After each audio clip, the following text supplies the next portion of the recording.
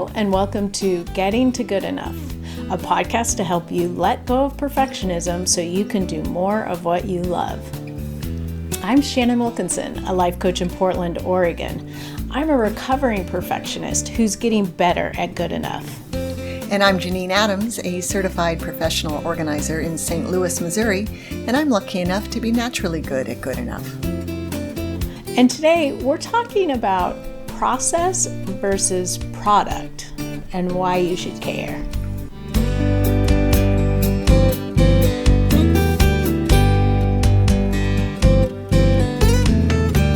Janine. Hey Shannon, how you doing? I'm great. How are you? I'm good too. Good. I think we just had a jet fly over, like a fighter jet fly over during the introduction. I don't know if you could hear that or not. It was quite loud here. I didn't hear it. Oh, good. So, never mind. It's not like it was a lawnmower in your yard or something. Right. Thunder, anything like that. Right. Well, today we're talking about process versus product. And why you should care. And why you should care. Because it matters. Yeah. And the idea for this came from a story in the book Art and Fear by David Bales and Ted Orland. And it's about a ceramics teacher. And on the first day of class, he divided the class into two groups. And one group would be graded solely on the quality of work that they produced, and the other group on quantity. And so the quality group only needed to produce one pot, but it needed to be a perfect one to get an A. And then the quantity group, he actually would bring in a scale and weigh it. So, at the end of the semester, 50 pounds of pots got you an A, 40 pounds a B, on down the line. And at the end of the semester, they learned something very interesting. The highest quality works all came out of the group that was graded on quantity. I love that. I know. So Isn't the that people crazy? who were just churning it out without being too concerned or without being limited by the need to make something amazing actually were able to make the most amazing stuff. Yeah. Yeah. Makes sense to me. Like when we were first talking about it, I was like, ooh, I would not want to be in that quality group. That would be so stressful. But it's interesting because you could see how that would be an easy A because I could just make one perfect pot and then I'm done. Yeah, then I just coast. Right. But that's where process versus product comes into play. And perfectionism, like you can see how perfectionism can cause you to want to be in that quality side of things when really being in the quantity in the process is may get you where you want to go more easily. Right, because it makes sense to me that the more attempts you make, the more likely you are to produce quality stuff because you're learning with each attempt, presumably. And something like throwing pots. The more you do it, the better you get. Right. And this reminds me of a couple of things, but that idea of 10,000 hours and some of the ideas in the talent code where they talk about how, it's not just putting in time. Like, it's not like you're just throwing pots or, you're not just showing up in the ceramics room and making lumps of clay. You're actually trying to make pots. And so you're presumably learning from your mistakes and making improvements, and are being driven by that process and enjoying that process and learning from that process. Because, you can put 10,000 hours in, but if your 10,000 hours are just making the same mistakes over and over and over again, and you're not learning from them, it doesn't matter. You don't become an expert. Mm-hmm. Mm-hmm. And it makes me think about my hobbies, like knitting, where people who knit talk about how some people select a pattern to work on based on how enjoyable it will be to knit it, or how challenging, if that's what they like, if they like being challenged, versus other people who choose a pattern based on what the finished product looks like, and that's sort of process versus product as well, and it's an interesting debate. I definitely fall in the process category, where I'm not going to knit a beautiful, like lace. I think lace can be beautiful, but it's not my cup of tea to knit. It's fiddly and difficult, and that's not what I didn't sign up for that, right? So I don't knit. I don't knit lace shawls. Oh my gosh, no. So I have. That's how I can speak with. I have tried it and did not like it. Yeah, but then the same also goes for hand lettering, where if it's really easy for me anyway to not practice hand lettering because out of frustration for it not looking great as I'm practicing. Yeah. But obviously the more you do it, the more the easier it gets and the more beautiful it becomes. And so practicing with hand lettering is really, unless you're just naturally gifted, it's the way you're going to get better, without a doubt. Absolutely. Yeah. Yeah. And I think it's useful to recognize what's inspiring you to do something. Like for you're knitting because of the enjoyment of knitting. So you knit patterns that bring you that enjoyment. Mm-hmm. Like you're not going to just knit the same hat over and over again because you want to be knitting and you don't care what you're knitting. If it's like an easy hat that warms somebody's head, I might. Hat was a bad example, because hats are easy, so easy. Yeah, right. But I just mean that you're not going to knit the same thing over and over again just to get a product. You have to enjoy the knitting, and perhaps knowing why you're doing that is enough enjoyment. Right. Yeah, you're absolutely right. I have to enjoy it. And, if it's something that's easy to knit that is going to be a nice gift, I'll happily make more than one. Just made 2 hats the other day. But but I'm not going to knit another brain hat. There's only one brain hat that will ever come out of my fingers. Yeah. It also made me think about this mystery knit along that I'm doing.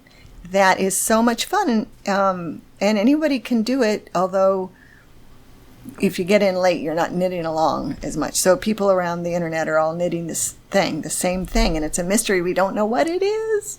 So each week, a sixth of the pattern comes out for 6 weeks, and it's a shawl. We know that much. But it's got all these crazy techniques in it and a lot of whimsy and fun. And definitely doing it for the process, because I don't know if the colors I selected were going to look good. It's got 4 colors. I don't know what it's going to look like. I have no idea what it's going to look like, which is so exciting. Yeah, so much fun. So in that case, it's definitely a process. I suspect it'll be a pretty spectacular finished product based on what I've seen now, and I'll just say there's Morse code knitted into it. What? Yep. I can't wait to see what it is. I know, me too. That's amazing. That would be really hard for me to sign on to that. I'm just, as we're talking, I'm realizing, I mean, I sort of already knew this, but it's really sort of hitting home, just my gut reaction. Like, it would be really hard for me to sign on to that project not knowing what we're after. Yeah. And I guess the fun. Yeah, I guess how I would approach that if I wanted to do that, like how I would get myself to want to do something like that, is that the product is having fun creating something. It's like the process is how do I want to say this? It's like the product is the process. Yeah, the product is the process. Yeah. It's like it becomes like tangible evidence of the process. Right, and it's you would be able to convince yourself to do it for the like experimental nature of it and the experience of right, the mystery of it. Yeah. It's really something, and it's really fun. I'll put a link to it in the show notes. Any knitters who are listening, you can start now. You just right now we all start at the same time, and there's hundreds, if not thousands, of people doing it, and so people are showing pictures and communicating with one another. Oh, how fun!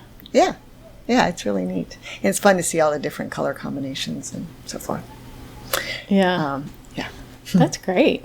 Yeah, but I'm thinking about other things that where people get caught up in perfectionism, where they don't even want to start something because they think they have to get it right, because they think they have to do do the one quality thing, as opposed to engaging in the process, which eventually will result in good enough quality. And perhaps even better quality than if you focused on quality.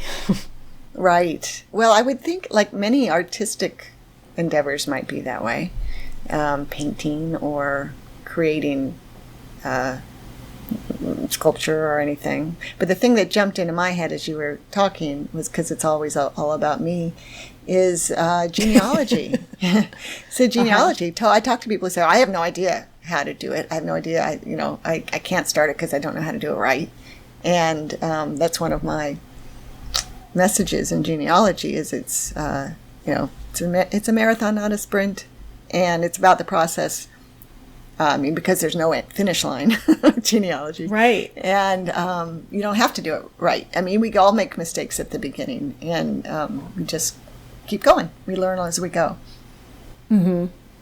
It's interesting. I had a consult with someone recently who wanted to know if anyone ever, quote unquote, finished coaching with me before the end of my coaching program.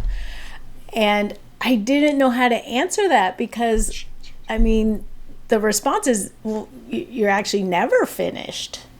Right, which is not a great We just have a time response. frame. Right. It's not really what the prospective client wants to hear. Maybe you're never finished. Yeah. But that's an interesting question, because for someone to stop early in your program, I can't imagine that happens if they're making progress.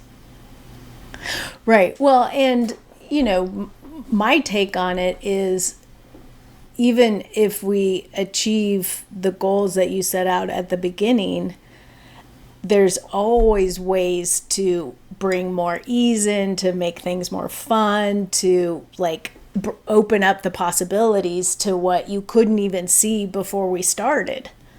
Right. It was hard for you to understand how much you would love YNAB. Yes, and I love it with such until you got fervor. Started. Right. Yes. But so I think that's one of the reasons why it can be very useful to engage in the process, even if you aren't sure about the product, or you aren't sure that you can, sort of achieve the quality that you want. Yes, I think YNAB, You Need a Budget, is a great example because any little bit you do with it is going to be helpful. Just once you getting your mind around thinking about giving your dollars a job and just shifting your mindset in how you think about money. And then as you spend more time with it and hone it to your needs, it becomes magical. I mean, it's like, I just can't even tell you. It's insane. I wrote in my gratitude journal. I've managed to develop a habit of writing in a gratitude journal.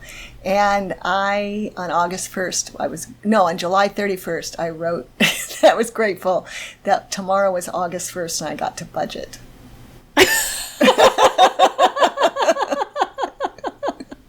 Can you even believe that? Oh my God. I know I can budget ahead. Oh, excellent snort. Oh, that was snort-worthy. Oh, I'm crying. I can't believe that you wrote in your gratitude journal in advance that you were excited that the next day, you were grateful that the next day you got to budget. Yep, I did. You might need to share that with the YNAB folks. That is so awesome. Yeah, and I know I can budget ahead, but I prefer to sort of save it up and budget on the first. Yeah. So YNAB is I'm so grateful, obviously, for your patience and help with it. Patience while I dragged my feet, and then help once I started walking with it, because it's so helpful. Yeah, well, I'm so glad that it's working so well for you, because I know that it's given you such a feeling of freedom around your finances. Yes, which I appreciate, and have, as you know, had plenty of times in my life where I did not feel that way. But now I feel like I'm set. Like I'll always feel this way. I mean, That's and awesome. I'm in the middle of making no money. So it's virtually. So it's really great. That's great. But I think it's really interesting, as we're talking, I think sort of going into this, I was feeling like process versus product was like, no question, you always want to pay attention to the process. But I think actually what's more useful is if you feel like perfectionism is getting in the way, is to notice whether you're thinking about what it is you want to do as process or product, and then consider the other way. Like I think, and I could be just making this up, but like with YNAB, you were thinking about process and that felt overwhelming. Mm-hmm. But if you thought about product of having a budget that gave you financial freedom, then that helped you do what you needed to do to learn how to use it. Absolutely, yeah. Getting in touch with the outcome of going through the effort to figure out how to do it or to set it up. Yeah, right. Which I was afraid I would feel stupid, or I would fail, or I would hate doing it. And none of that was true. And yeah, that's an interesting, I like what you said about think about the one way and then reverse it, think about it the other way. Yeah. And again, getting in touch with why something's important to you is sort of the key here. Well, and I'm trying to think of an example of the opposite direction where we're thinking about the product makes it hard to get started. Like perfectionism gets in place when you're thinking about the product. Like if you don't know how to do something. How about knitting a lace shawl? That looks difficult, I bet. Because it is. So maybe that's not a good example. I don't think that's a good example because you already know that you don't want to learn that process. Not me. I meant somebody else. who wanted to learn to knit, but they wouldn't want to start with the lace shawl. Yeah, but so if they're, but I'm thinking more in terms of like the end, trying to come up with that one perfect pot is overwhelming. And so then thinking about, so what's the process you need to get there? And that would be, instead of thinking about coming up with one perfect pot, think about how can you practice making pots and get better at making pots. Like, pay attention to the process as opposed to the product. And it strikes me that the same holds true for something like decluttering, where one can really want a decluttered house, but the idea of, if you're dealing with a lot of clutter, of getting through it feels impossible until you think about the process and break it down into little doable things. Something tells me I'm not fully getting it, but those are the things that are jumping into my mind. That's more about like you're good with the process is what's sticking for you. The process is the problem. You know the product you want, but the process is the problem. So then if you feel good about the product, then look at the process and how can you make the process doable. So, what you're suggesting is exactly right. Breaking it down into small steps, like, how can you create sort of a part of that end product with each tiny project that you're doing.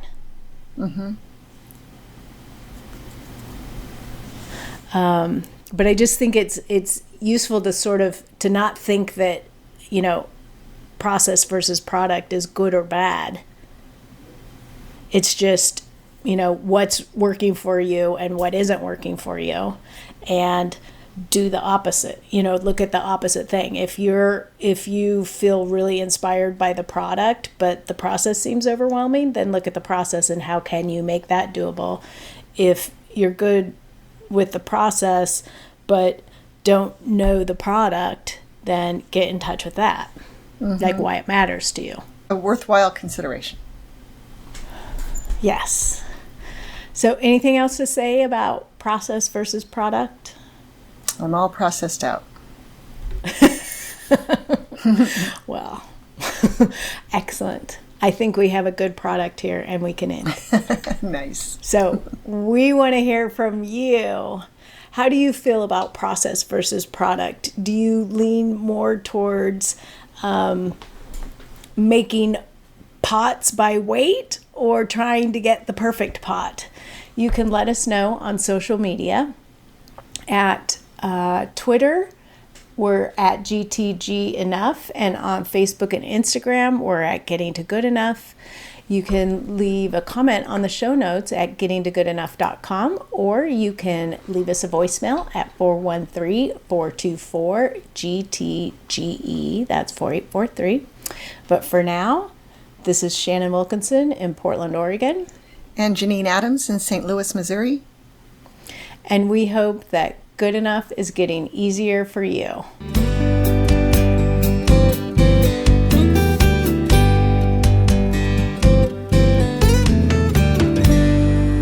can't believe you made me snort.